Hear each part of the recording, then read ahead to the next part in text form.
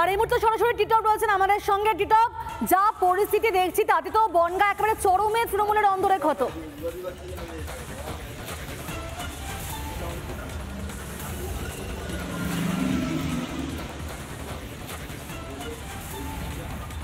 দেখো, একদম তুমি যে কথাটা বললে একদম একদম এই যে মমতা বালা ঠাকুর অর্থাৎ ২১-এর যেই প্রস্তুতি সভার যেই মঞ্চ, ঠিক সেখানে দাঁড়িয়ে এইভাবে যে প্রকাশ্যে একদম মমতা বালা ঠাকুর তার যে দলীয় কর্মী সমর্থক যারা ছিলেন, ঠিক তাদের সামনে যেভাবে তিনি বলেছেন যে একদম আরেকজন অর্থাৎ যে লোকসভা সাংসদ পার্থ ভৌমিককে নিয়ে, অর্থাৎ তিনি যদি কোনো রকমভাবে মিটিং ডাকা আয়োজন করেন, সবার আয়োজন করেন, সেখানে কিন্তু উপস্থিত থাকবেন না মমতা বালা ঠাকুর। স্বাভাবিকভাবে অর্থাৎ তৃণমূল কিন্তু এইদিকে সুপ্রিমো মমতা বন্দ্যোপাধ্যায় কিন্তু এই যে সামনে যে ২৬ নির্বাচন বিধানসভা, তার আগে মতুয়া ভোটকে কাছে টানতেই মূলত যে মমতা বালা ঠাকুরকে বনগাঁ সাংগঠনিক জেলার চেয়ারম্যান হিসেবে বসিয়েছেন, এমনটা কিন্তু রাজনৈতিক মহলে জল্পনা।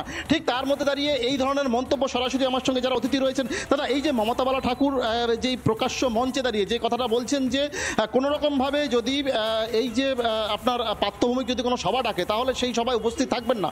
আপনারা গোবরডাঙ্গার বাসিন্দা, আপনারা বিষয়টা কীভাবে দেখছেন? আর এখানেই সেই সভাটা হয়েছিল। দেখুন, তৃণমূল কংগ্রেস মানে একটা তোলাবাজির দল। এখানে কে ভাগ বসাবে?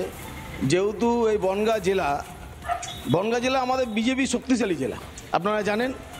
এখানে তৃণমূলে কে নেতা হবে সেটা এখনও ওরা নিজেরাই ঠিক করতে পারছে না।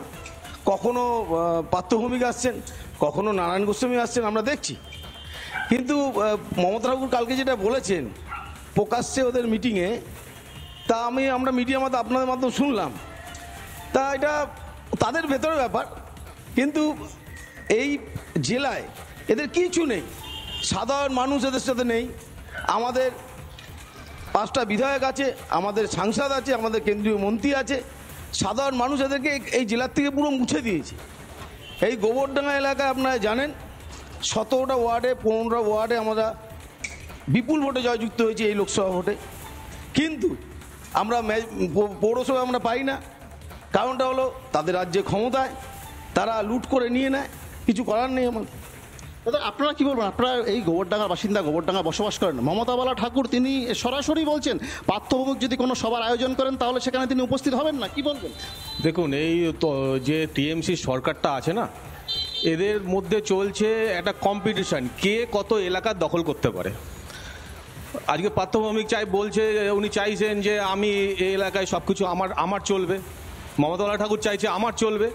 আর এদের মধ্যে এখন একটা জিনিস আছে, সবথেকে বড় কথা হচ্ছে কাটমানি আর সিন্ডিকেট।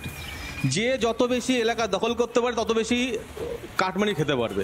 এদের একটা কম্পিটিশান চলছে, কে কত বেশি ব্যাংক ব্যালেন্স করতে পারে।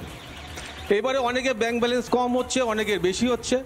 এর মধ্যে গোষ্ঠী কন্দল হচ্ছে। আপনারা আগে দেখেছেন অনেক টিএমসি কর্মী কিন্তু খুন হয়েছে এই গোষ্ঠী কন্দলের জন্য। আমাদের মনে হয় এর আগেও এর পরেও খুন হবে। আর আমাদের পশ্চিমবাংলার সাধারণ মানুষ বনগাঁতে চরমে একেবারে তৃণমূলের সংঘাত, এবং সেখানে অন্তত একটা ব্যাপার পরিষ্কার, মমতা বালা ঠাকুর বনাম পার্থ ভৌমিক হয়ে গিয়েছে। তুমি থাকো আমাদের সঙ্গে। নানা ধরনের কন্টেন্ট দেখার জন্য লাইক করুন, শেয়ার করুন আমাদের ফেসবুক পেজ, সাবস্ক্রাইব করুন আমাদের ইউটিউব চ্যানেল। পাশাপাশি অন্যান্য ব্রেকিং নিউজের জন্য অবশ্যই চোখ রাখুন রিপাবলিক বাংলায়।